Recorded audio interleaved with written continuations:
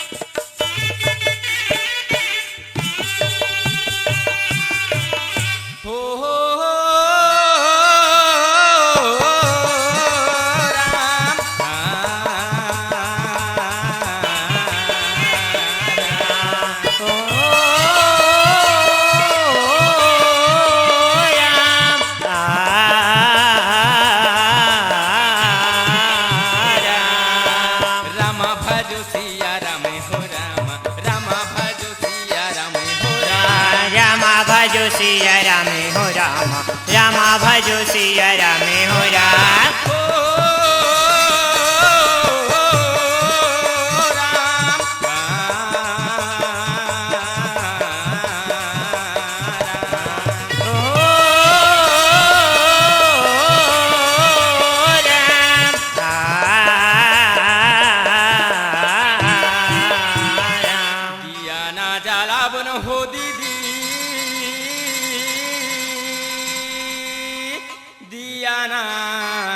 जलावन हो राम दिया ना जलावन गा भैया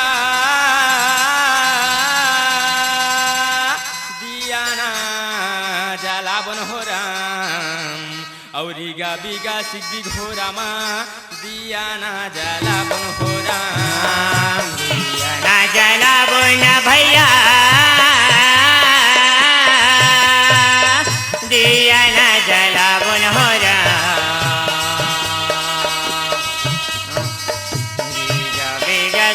हो रामा दिया ना जलावन हो राम रीगा बेगा से हो रामा दिया ना जलावन राम। ब्रह्मा के बेटी ओदाई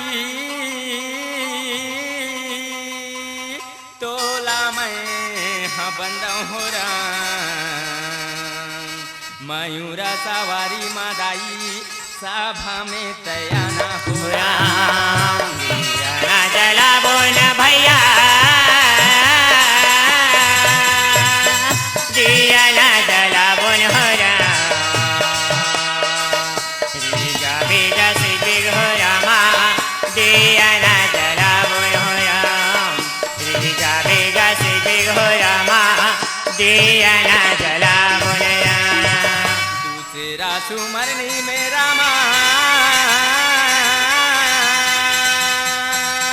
गौरी के लाला हो राम मुसवा सवारी माँ स्वामी सभा मातयाना हो राम दिया ना जलावन भैया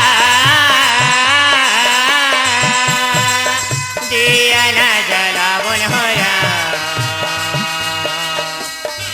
बेगा से हो रामा दिया ना जलावन हो राम रीगा बेगा से हो रामा दिया ना जलावन राम। तीसरा सुमरनी में रामा गुरु माता पिता हो राम औसा भाके भारे हदाई तू ही मल्ला लागे हो राम दिया ना जलावन भैया दिया ना जलावन हो राम बेगा से हो रामा दिया ना जलावन हो राम रीगा बेगा से हो रामा दिया ना जलावन राम। दिया ना जलावन हो दीदी, दिया ना जलावन हो राम, दिया ना जलावन गा भैया, दिया ना जलावन हो राम, औरी गा बीगा सिगे बिगे रामा, दिया ना जलावन राम, दिया ना जलावन भैया, दिया ना जलावन राम, नबी विजय रामा, दिया ना जलावन राम, रीगा बीगा सिग विजय रामा, दिया ना जलावन राम। विघ्न हरण मंगल करण की गौरी पुत्री गणेश हो राम, की गौरी पुत्र गणेश हो राम। और प्रथम निमंत्रण आपको रामा ब्रह्मा विष्णु महेश हो राम, प्रथम निमंत्रण आपको रामा ब्रह्मा विष्णु महेश हो राम, प्रथम निमंत्रण आपको रामा ब्रह्मा विष्णु महेश हो राम, प्रथम निमंत्रण आपको रामा ब्रह्मा विष्णु महेश हो राम। और जपला नहीं जाने हूँ मैं तो, और तपला नहीं जाने हो राम, श्रद्धा के फूल चढ़ हायो दुर्गा ओ दाई, और ये हो मोरे अम्बे मैया, श्रद्धा के फूल मैं चढ़ाए हो राम। सपीरा नहीं जाने मैं तोर, सपीरा नहीं जाने, श्रद्धा के फूल चढ़ाए दुर्गा ओ दाई, ये वो मोरे अम्बे मैया, श्रद्धा के फूल मैं चढ़ाए हो राम। जपला नहीं जाने हूँ मैं तोर, तपला नहीं जाने, श्रद्धा के फूल चढ़ आयो दुर्गा ओ दाई, ये हो मोरे अम्बे मैया, श्रद्धा के फूल मैं चढ़ाए हो राम। सपीरा नहीं जाने मैं तोर, सपीरा नहीं जाने, श्रद्धा के फूल चढ़ाए दुर्गा ओ दाई, ये वो मोरे अम्बे मैया, श्रद्धा के फूल मैं चढ़ाए हो राम। रामा भजू सिया रामे हो राम हो रामा, रामा भजू सिया राम।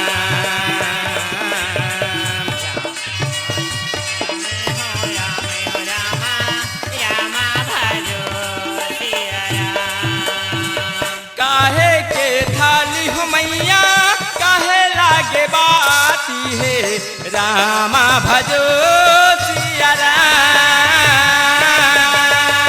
रामा भजो सिया रामे हो रामा, रामा भजो सिया राम।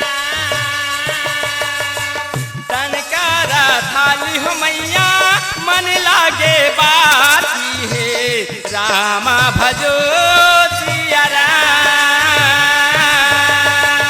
रामा भजो सिया रामे हो रामा, रामा भजो सिया हो राम। राम प्रेम के दिया हो मैया, जल सारी राती, श्रद्धा के फूल चढ़ आयो दुर्गा ओ दाई, ये हो मोरे अम्बे मैया, श्रद्धा के फूल मैं चढ़ायो राम। सपीरा नहीं जाने मैं तोर, सपीरा नहीं जाने, श्रद्धा के फूल चढ़ाए दुर्गा ओ दाई, ये वो मोरे अम्बे मैया, श्रद्धा के फूल मैं चढ़ाए हो राम। रामा भजो सिया रामे हो राम हो रामा, रामा भजो सिया राम। सिया रामे हो रामा,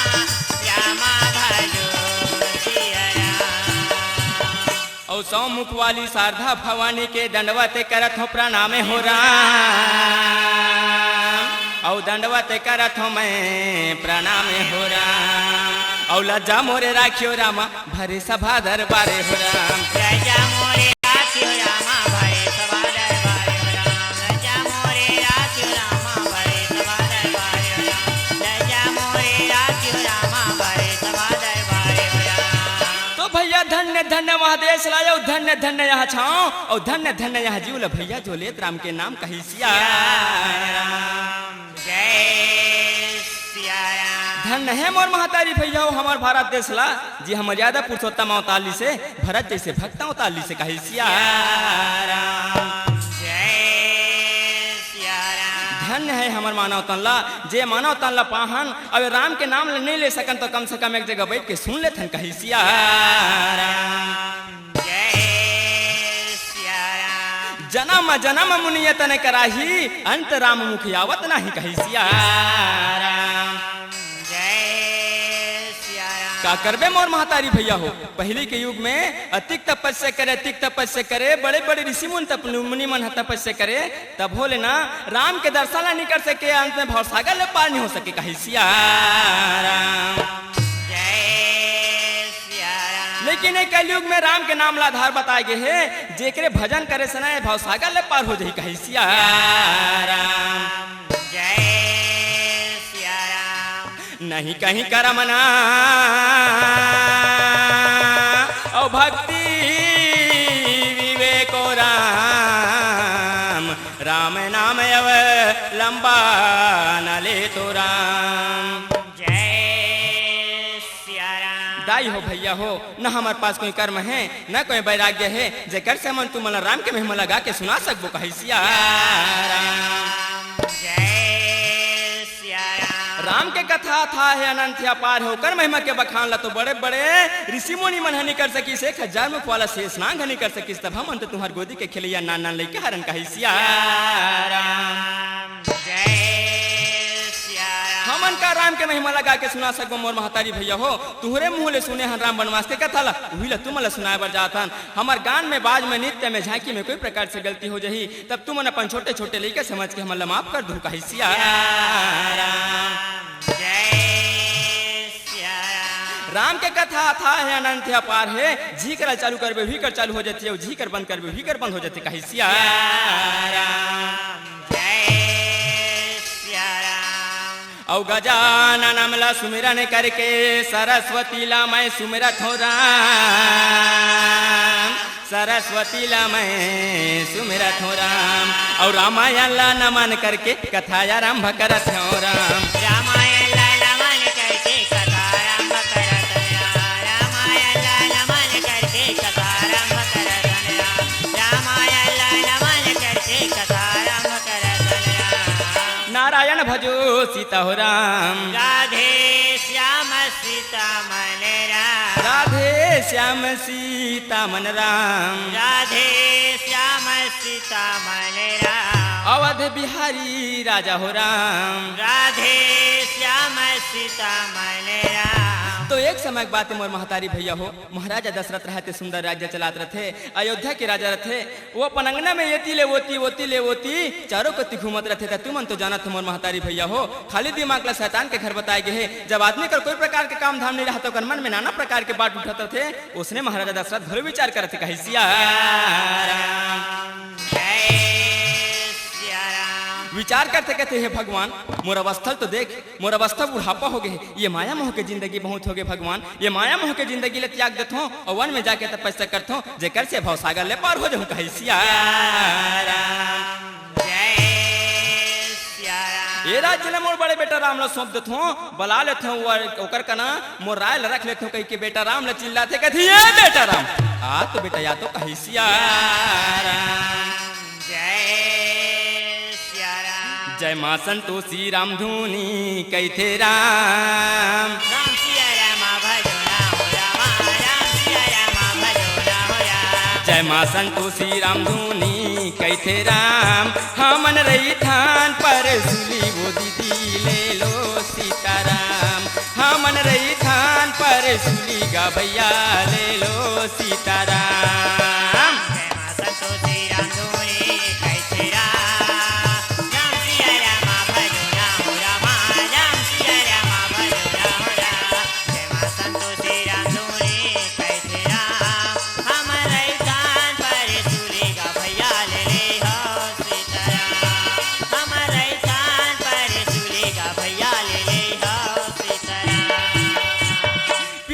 आज्ञा ले सुनते राम रहते हा और आथे महाराजा दशरथ करो प्रणाम करते कहते प्रणाम पिताजी कही सिया राम।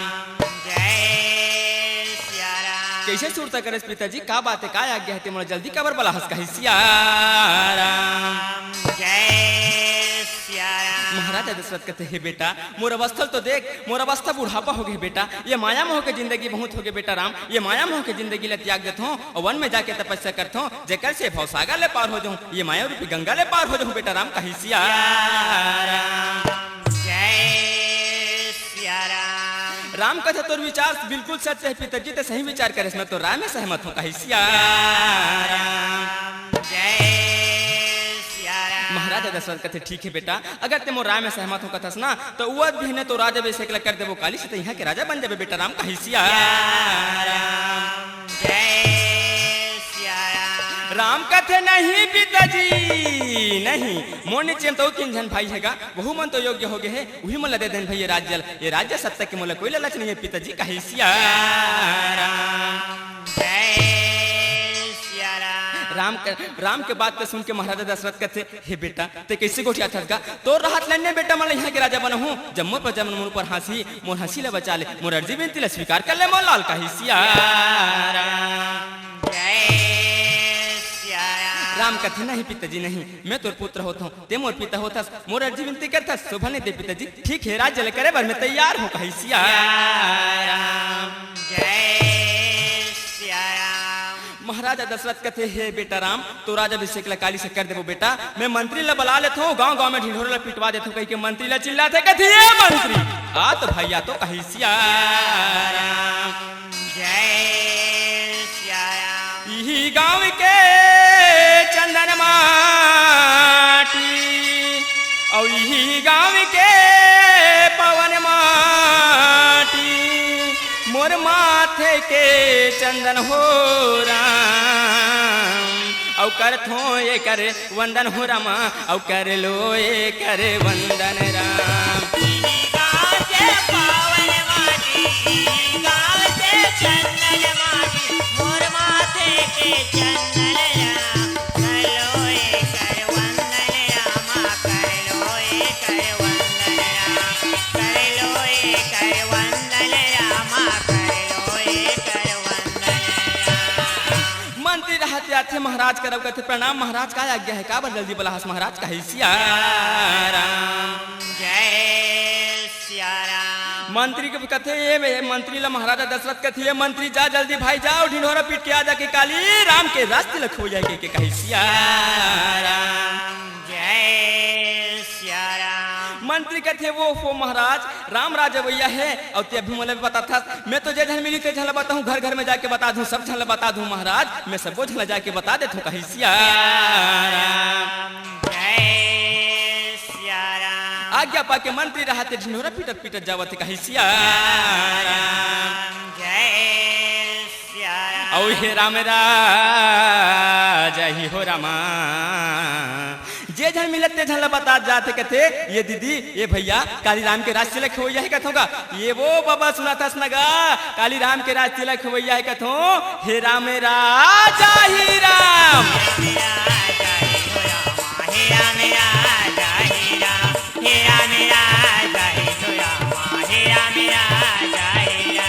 बघवा बैला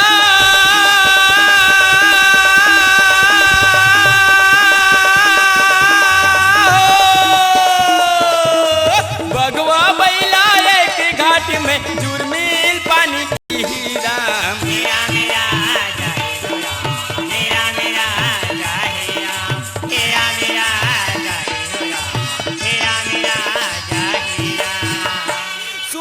सुनो काली महाराजा दशरथ के बड़े बेटा राम के राज तिलक होवैया है हो कही सिया राम। जय सिया राम। मंत्री रहते चौक चौक में ढिंढोरा पीटा जात रहे तो ऊंचे एक जन मंथरा नाम के दासी रहते मार दुआल खरार खरार खरार भारत रहे कही सिया राम। जय सिया राम। और कहते ये दीदी हो ये बहनी हो ये डाले मंत्री की से ते का समाचार देते थे सुने हो का वो नहीं सुने हो तो का हुई बहनी मैं जात हो का समाचार है मंत्री कर पूछूं ये बेटा मंत्री रुके रहेगा कही सिया राम। जय मंत्री के थे मोला कथास का डुकी दाई लेका एका बात जल्दी बता मोला बड़कन काम करे खे बड़कन बूता करे खे जल्दी बता बड़कन तोरन फता का सजाए खे का एका बात जल्दी बता कहिसिया जय सिया राम। मंत्र कथिए बेटा ते चौक चौक में जाके काढ़ी नोरे पीटा था तिशिल में पूछे बर कह के तोला बला हूं बेटा ते बता दे का समाचार है जल्दी बता कहिसिया जय सिया राम। मंत्री कथिए डुकी दाई जे झन मिलत ते झला में बता जात हो अब ते नहीं जाने हो कथा तही काबर छूटे रहस हो तहू नहीं जान डरस हो हे राम राजा ही राम हे राम राजा ही राम हे राम राजा ही राम हे राम राजा ही राम हे राम राजा ही राम। मंत्री की बात ला सुन के मंत्रा कथिए बेटा ये हे राम राजा ही कथा ते का हरेगा सियानावस्था में कहीं समझ नहीं आए बेटा बने फोड़ फोड़ के बता देते मंत्री ये का हरे तेला जल्दी बता देते से हे राम राजा ही कथा ते का हरेगा कहीं सिया राम। जय सिया राम। मंत्री कथिए डोकी दाई मैं तोला बने बताता हूँ वो तनी जानो कथा तुम्हें बताता हूँ बने सुना तेरा ध्यान से तेहा काली नाम महाराजा दशरथ के बड़े बेटा राम हाँ सब ले सांवला कन्हना ओकरे काली राज तिलक हो जाए कथा वो कहीं सिया जय सिया राम। अतना बात का सुनते मंत्रा रहते दोनों ठन हाथ में मुड़ी में रख लेते अब कहते हे भगवान करम फूट गए दई देखा तो वो दीदी हो देखा तो का भैया हो महाराजा दशरथ के चाल ला मोर बेटा भरत शत्रुघ्न ला अपन मामा घर भेज दे अबे राम के राज तिलक करत तेला लेकिन हाँ महू बानी वाला बाप के बेटी हरम वो भला देखतो कैसे राम के राजा थे तेला यहाँ राज ही तो भरत तेज के राज ही वो भरत तेज के राज ही कही सिया जय सिया राम। चल मोला जान दे महारानी के कई करो बेचारी समाचार ला पाहे दून नहीं पाहे ते कही सिया जय सिया राम। औ हे राम राजा ही हो रामा औ हे राम राजा ही राम हे राम राजा ही राम हे राम राजा ही राम हे राम राजा ही राम हे राम राजा ही राम। ये बेटी के कई ये महारानी के कई नहीं हंसकाया कही सिया जय सिया राम। महारानी के कई रहते 16 श्रृंगार करत रहे हूँ चले चिल्लाते कथे आई मंत्रा दासी हरस का वो आओ दाइया तो जगोरा में बैठे हो जल्दी आ कही सिया जय सिया राम। ये बेटी ये के कई महाराज अभी समाचार निकाले थे सुने हसिया मोला ते कनिक सुहात नहीं है बेटियों का समाचार है ते सुने नहीं सुने हसिया कही सिया जय सिया राम। महारानी के कई कथे मंत्रा महाराजा सन का समाचार निकाल डर है जेमे सुहात नहीं है कथा महूला तो बताओ समाचार सुबह दुनी सुबह ते का समाचार हरे मंत्रा जब महाराज निकाले कथते है या कही सिया जय सिया राम। मंत्रा कथे का बताओ बेटी तोला का समझाओ तोला का बताओ महाराजा दशरथ कौशल्या के बेटा राम ला राजपाट ला सौंपा थे और तोला दासी बना थे वो तोला दासी बना थे कही सिया जय सिया राम। महारानी के कई कथी मंथरा ये संसार में सन कौन माता होई वो जेकर बेटा राजा बनी महातारी नहीं सुहई सन मोर मानता ते जा राज भवन ले लाड़ू ला निकाल लेबे और जाके ते हा देश भर पाट डर कही सिया जय सिया राम। मंत्र कथे आज भर के हरे बेटी आज भर के हरे हाय बेटा राम मोर बेटा राम कहा था सुना आज भर के हरे अभी महाराजा दशरथ यहाँ के राजा है बेटी तब ते मन के जिहाँ जाए के तिहाँ जावा था जिहाँ लाए के तिहाँ लावा था जल खाए के तेल खावा था जल पिए के तेल पिया था जल ले के तेल लेवा था जल दे के तेल देवा था वो काली कहूँ राम महाराजा बनी ते दासी बन के रह देवे बेटी दासी बन जावे वो कही सिया कोई डहरावे जावे तब पूछबे कबे ये दीदी कौशल्या ये मंदिर ले पूजा करके आ जाऊं का वो कह के पूछबे तेकर बात ते जावे बेटी ते दासी बन कर ही जावे वो सिया जय सिया राम। तह गाले ना वो हरि भजन कले जतन राम रमा हरि भजन कले जतन राम राम तह गाले ना वो हरि भजन कले जतन राम राम। सिया राम भजो राम सिया राम भजो राम सिया राम सिया राम हो सिया राम हो सिया राम भजो राम राधे श्याम भजो राम सिया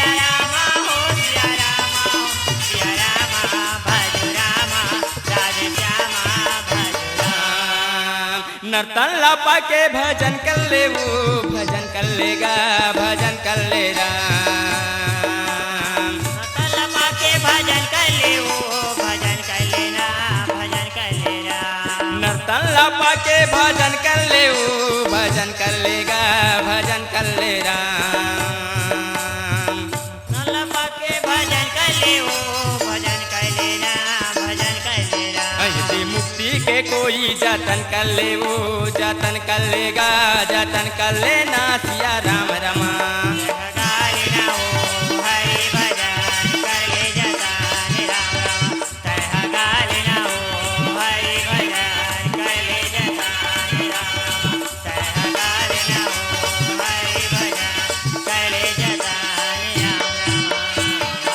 ते कैसे गोठिया थस वो मोर चारों झन बेटन मोने का ठनांग घरे कोनो बेटा में कोई अंतर नहीं समझो कोई राजा बने में यहाँ की राजमाता बन के रहूं वो कहे सिया राम। जय सिया राम। मंत्र कथिए बेटी एक कनिक विचार कर ले वो सौत बेटा होते बेटी अपन बेटा होते वो कहे सिया राम। जय सिया राम। दूल्हा के दुख तोर ऊपर आवा थे तेले सुहात नहीं है तोला और ते देखा था ये डहरते कहा था मोर बेटा राम कह के तब वो तोर बेटा राम नो है वो कौशल्या के बेटा राम हरे ओकर हाथ में राज जही ते दासी बन के रही देवे बेटी मोर बात ला मान ले वो मैं तोला सगे महतारी से मानतो देकर छितिया के तोर का सू दुख लगुठिया था वो कहे सिया राम। जय सिया राम। महारानी के कई कथी मंथरा ते का बात ला बताऊं कथस के सन समझाऊं कथक तेल बताई डर जब तक के नहीं गोठिया रहे तब तक के ते फरफिर करते रहे ते कर ले एक कनिक ते बताई डर वो का बात है तेला कहे सिया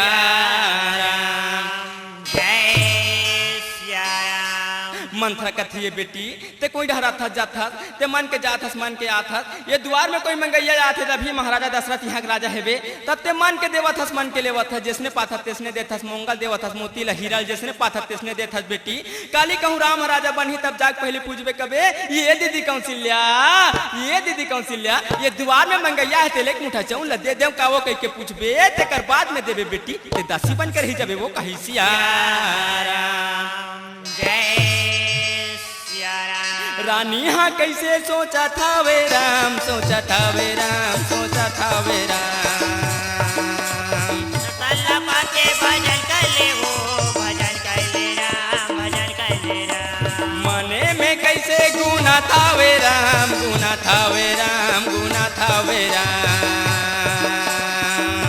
लपा के भजन कर ले वो भजन कर ले राम भजन कर ले राम। यदि मुक्ति के कोई जतन कर ले वो जतन कर लेगा सिया राम रमा। गालिना वो हरि भजन कर ले जतन राम राम। तह गालिना वो हरि भजन कर ले जतन राम राम।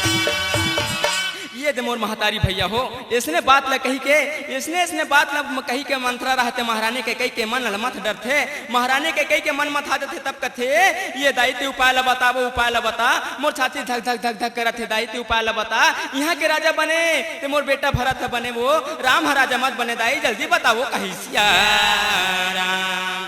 जय सिया राम। ते उपाय ला बता दाई जल्दी उपाय ला बता ते मोर सुख दुख में काम आता दाई ही छे उपाय ला बताबे वो जल्दी बता कही सिया राम।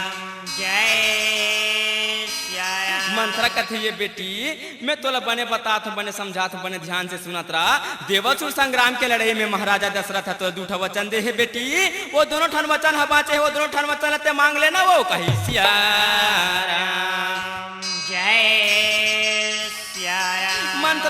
मंत्र के बात ला सुन के महारानी के कही के थी मंत्रा ते उपाय ला मांग ले कथा दाई त मैं का उपाय ला मांगू तो हुला बतावे तब तो वो मुला तो उपाय समझ में नहीं आते का मांगू दाई तो ही छ बतावो कही सिया राम। जय सिया राम। मंत्र कथी ये बेटी निचटे हसबो ते कहीं चले नहीं जाना सो का वचन मांगबे तेला में बता तू मने ध्यान से सुनत रहा लेकिन हाँ ये दोनों ठन वचन ला मांगे के पहली कही सिया राम।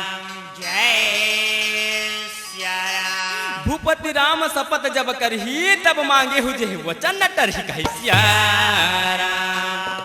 जय सिया राम। ये बेटी दोनों ठन वचन बतात हो ना, ते दोनों ठन वचन ला जब भी महाराजा दशरथ राम के कसम खाई तब भी दू ठन वचन ला मांगबे, निते परमत मांगबे तो मिलबे नहीं करे कही सिया राम।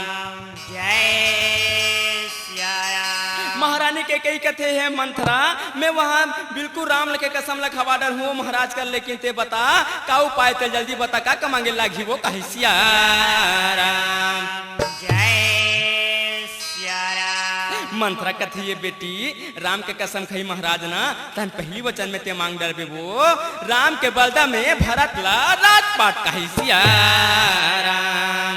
जय सिया राम। और पहली वचन ला पूरा करही बेटी तहन ते दूसरा वचन में मांग डरबे राम ला 14 वर्ष के वनवास कही सिया राम।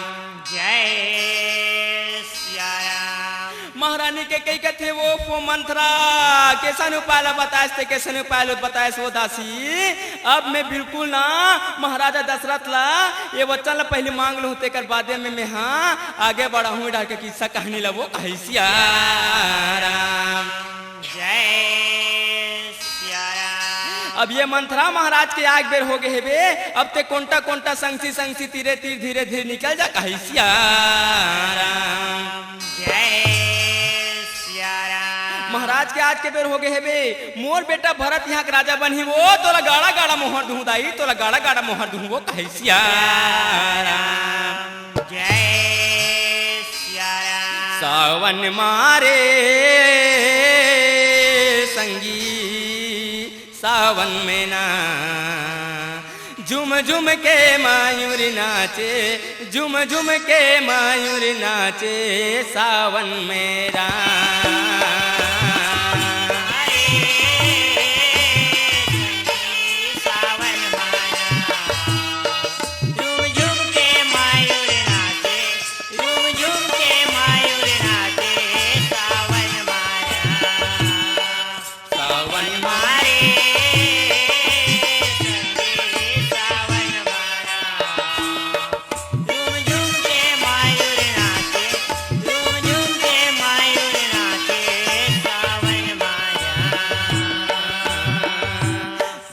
तलैया लबला बागे गाए गीत पुरवैया रामा हो,